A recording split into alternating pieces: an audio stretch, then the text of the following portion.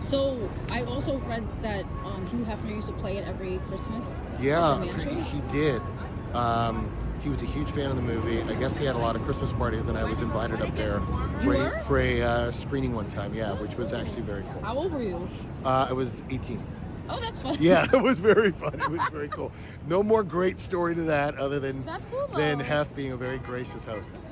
So how old were you when you left New York? I left New York when I was about 10.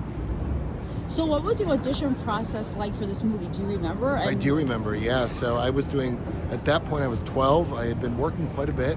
So I went on an audition for this movie, never heard anything. About 3 months later, get a call to go callback. I had assumed I hadn't gotten it.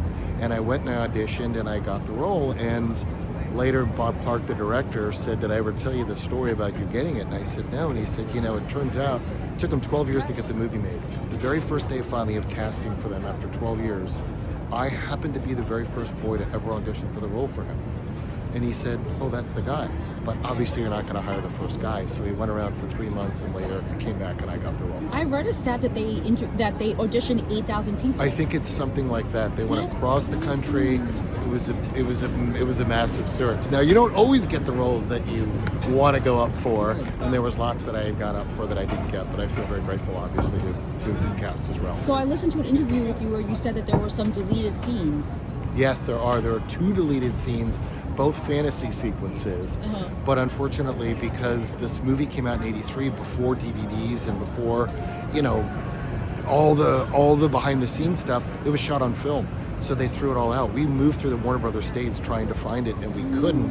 They're both fantasy sequences. One is like a Flash Gordon sequence, and the other one was Black Bart's gang trying to attack Santa and take the toys, and Ralphie saved them. So what about any memorable fan stories? Like people stopping you or... I get a lot of shout outs. I get a lot of "Don't shoot your eye out." I get a lot of "Hey Ralphie's." But I think the biggest thing that's been interesting to me is that people really want to communicate how much the movie means to them.